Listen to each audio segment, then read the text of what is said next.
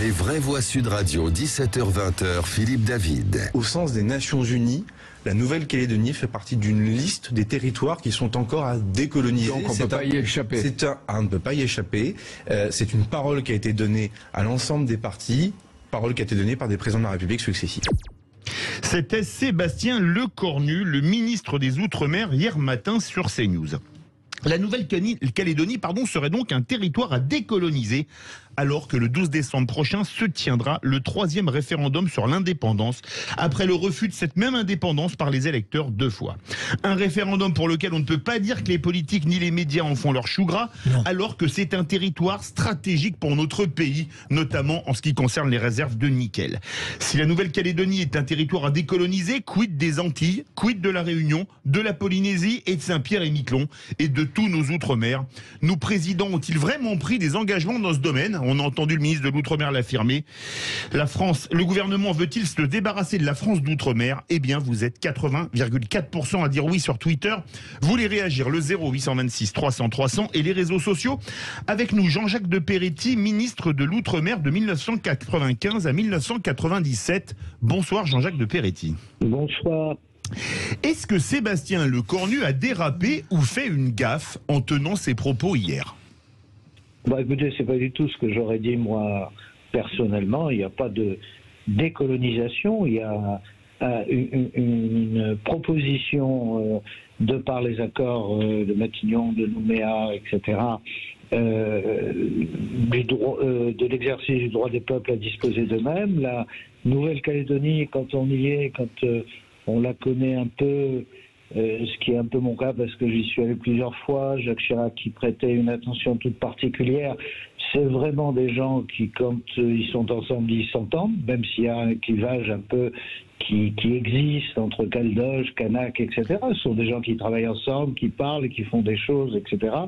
Donc c'est une particularité, je dirais, française.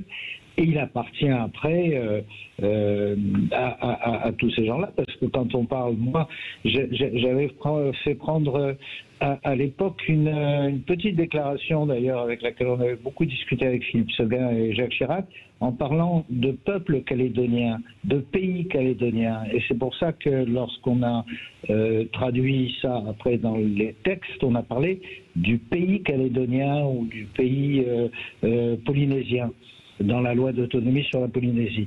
Non, moi j'aurais pas du tout dit ce qu'a dit Sébastien Lecornu, mon collègue et ami. Il s'agit pas du tout d'une décolonisation. D'abord, quand vous avez Jean-Jacques de Peretti, on va faire réagir les vraies voix pour échanger avec vous, Philippe Bilger. Monsieur le ministre, comment expliquez-vous cette indifférence du pouvoir macronien à l'égard de cette Nouvelle-Calédonie dont Philippe a rappelé l'importance capitale? Et faut-il considérer, et là je le dis un peu avec ironie, que Sébastien Lecornu a trop bien imité son maître Emmanuel Macron en proférant parfois des phrases très discutables dont le sens en définitive est plutôt délétère que positif? Jean-Jacques de Peretti. Je ne peux pas vraiment vous répondre parce que je ne suis pas à sa place. Je doute fort qu'Emmanuel Macron pense de la sorte. D'abord parce qu'il a été souvent expliqué, que ce soit aujourd'hui ou à l'époque de Jacques Chirac, nous sommes présents à la fois dans l'océan Indien, avec la Réunion, dans la Caraïbe, en Amérique du Sud, là dans le Pacifique Sud, et que c'est très important. Nous sommes même présents en Amérique du Nord avec Saint-Pierre-et-Miquelon. Avec Saint-Pierre-et-Miquelon. Et vous savez qu'il y a des conférences annuelles qui sont tenues et que la France est présente. Indépendamment d'ailleurs du plateau continental, des recherches qui peuvent être effectuées, etc. Et en plus, la Nouvelle-Calédonie est stratégique vis-à-vis de tout ce secteur, de l'Inde, de l'Australie, de la bien sûr, dans la nouvelle carte, oui, bien sûr, pardon.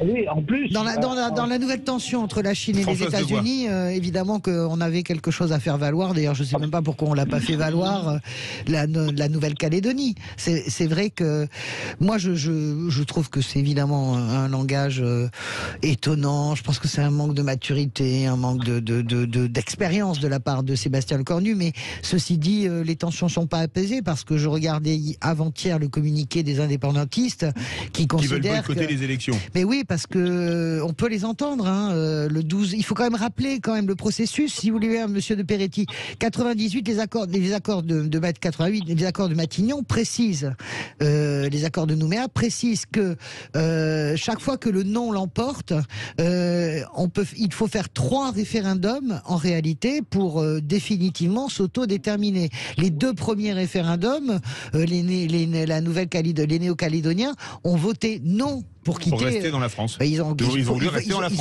dans la France. Ils ont répondu non à l'indépendance en réalité. Donc là, les indépendantistes ont peut-être peur d'un 3e non. Le 3e non est presque définitif, j'ai envie de dire. Mais on peut entendre leurs arguments. Parce qu'en raison de la crise sanitaire, finalement, la campagne ne peut pas se tenir. Jean-Jacques de Peretti. Alors, vis-à-vis des indépendantistes, moi, ce que je dirais, d'ailleurs, j'appelle plutôt des nationalistes que des indépendantistes, et notamment des gens que je connais très bien, comme Rocco Amitan, etc. Le problème, c'est qu'ils ont peur, effectivement, que toute la période Covid, etc., influe sur la participation. Et je trouve que c'est tout à fait légitime. Vous savez, c'est un pays où ce qui règne et c'est pas le pouvoir, c'est la palabre, c'est la coutume, c'est la discussion. Ça, je crois que là, si j'avais quelques responsabilités, je réfléchirais à 2 fois pour trouver une solution qui soit une solution qui convienne un peu à tout le monde. Oui, je suis d'accord. À la fois au Caldoche et au Kanak. On ne peut pas précipiter des choses comme ça. Je vais vous faire une confidence. Je ne dirais pas qui c'était, mais un indépendantiste, celui-ci très connu, à 3h du matin, en pleine négociation sur justement la préparation des accords qui après ont été les accords de Matignon et de Nouméa plutôt, en 98, m'a dit, mais écoute, monsieur le ministre, pourquoi tu nous emmerdes comme ça? Tu sais très bien que quand je vais à New York, je préfère avoir un passeport français qu'un passeport kanak. Voilà. René Chiche. Oui, monsieur de Peretti, bonsoir. Est-ce que vous ne pensez pas qu'il y a finalement un certain pragmatisme du pouvoir exécutif de finalement vouloir laisser la Nouvelle-Calédonie aller progressivement vers une certaine indépendance en se disant que finalement la France, dans l'Hexagone, a tellement de soucis à régler que finalement se débarrasser entre guillemets de la Nouvelle-Calédonie, ce ne serait pas une si mauvaise idée. C'est un bruit qui court dans l'exécutif qu'il y aurait un certain pragmatisme dans ce sens. Et le terme décolonisé de Sébastien Lecornu. Oui, il reprend les termes de l'ONU. Voilà ce que j'allais dire. Voilà, c'est pas un terme. Non, voilà. C'est un terme de l'ONU. On l'a même entendu dans le son d'ailleurs. Absolument. Et voilà. Jean-Jacques de Peretti. Non mais, non, mais je voulais juste dire, c'est pas parce que l'ONU le dit que politiquement c'est audible. Mais bien sûr, et en plus de ça, politiquement, c'est une erreur. Il y a d'autres solutions. Vous avez d'autres solutions. Vous avez la solution d'une plus grande autonomie. C'est normal qu'à 19 000 km de la métropole, on ait besoin de plus d'autonomie. On l'avait fait d'ailleurs, on a commencé à le faire, puisque la Nouvelle-Calédonie, comme la Polynésie... Ils ont un statut à part, bien sûr. Ils ont un statut à part. C'est ça qu'il faut pousser. Et je suis certain que là-dessus, à force de discussions, de concessions des uns et des autres, on arriverait à une solution. Sinon, vous allez arriver à quoi? Vous allez arriver... supposons qu'on dérape sur une indépendance, en plus c'est un mot qui pour moi est complètement faux, une indépendance donnée à la Nouvelle-Calédonie, qui sonne mal. Supposez qu'on dérape, alors vous aurez la guerre entre les Caldoches et les Kanaks, parce que c'est ce qui se passera. Vous aurez Nouméa qui va totalement se retrancher autour de lui-même, et en face, vous aurez les Kanaks qui voudront prendre Nouméa. On embarque ce pays, et c'est pas, à mon sens, c'est pas la volonté du pays. C'est ni la volonté des Kanaks, ni la volonté des Caldoches. En tout cas, les précédents. Non, mais les précédents référendums l'ont de toute façon montré. Deux fois, la démocratie. Il y a 2 fois, par 2 fois, il y a un attachement à la République.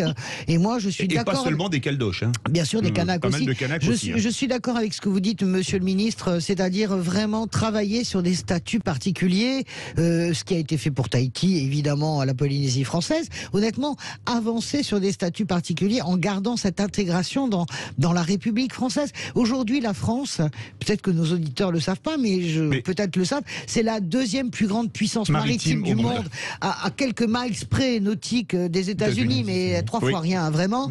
Mais ça, c'est grâce à ça. La puissance et l'influence française, elle tient aussi de tout cela. Alors, et nous, en plus, on se nourrit vraiment de la culture, que ce soit de la Caraïbe, de l'océan Indien et de la Polynésie française. Donc, c'est magnifique. Françoise Degois, vous avez parlé des Français d'outre-mer, etc. Là, on va aller dans un endroit qui doit être assez cher à Jean-Jacques de Peretti, parce qu'on a Luc qui nous appelle de Duras, dans le Lot-et-Garonne. C'est pas très très loin de la Dordogne.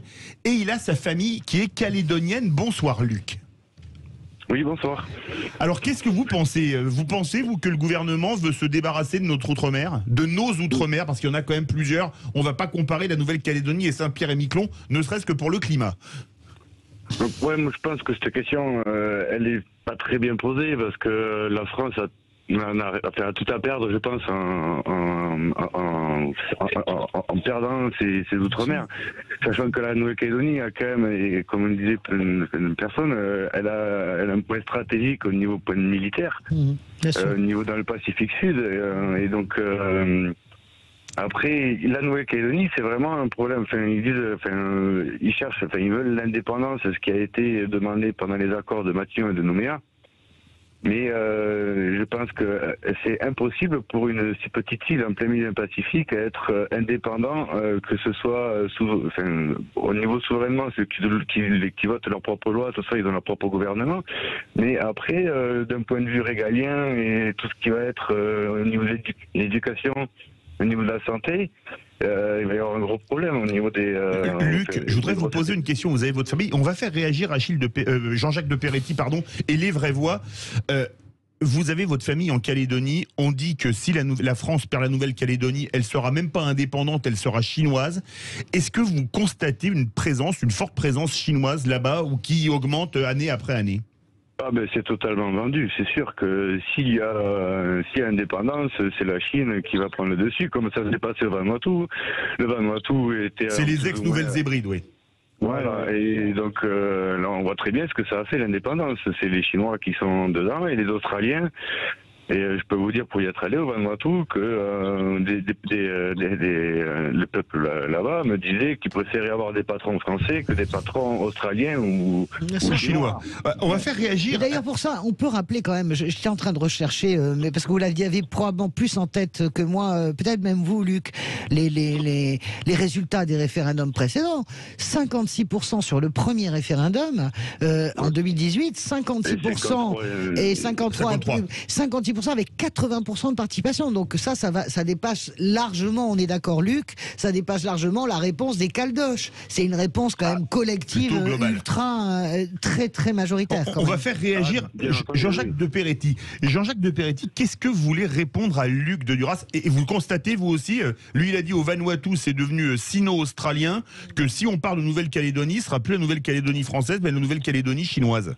Ah ben ça j'en suis convaincu comme lui. Les Chinois déjà à mon époque regardaient très précisément vers la Polynésie,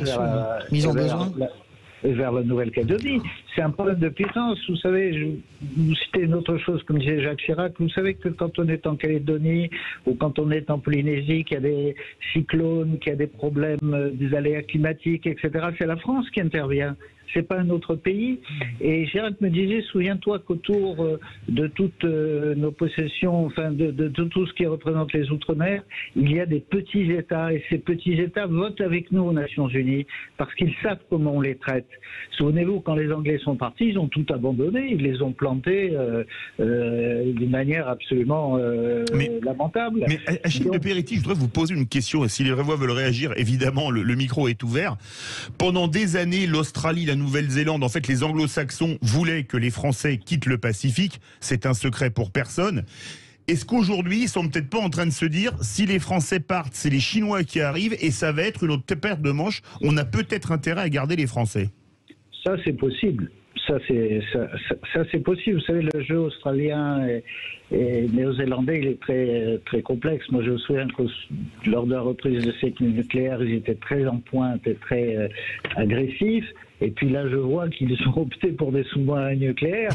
Donc, vous comprenez? Oui, mais attendez, le nucléaire américain est pas polluant et pas dangereux, contrairement au nucléaire français. Ça doit être l'excuse. Ah ben non, le nucléaire français n'est pas du tout... Il faut pas entendre comme connerie, pardon. Non, moi vraiment, je souhaite vraiment, je les connais bien, aussi bien d'un côté que de l'autre, même aujourd'hui, avec certains ont disparu, mais certains sont toujours là.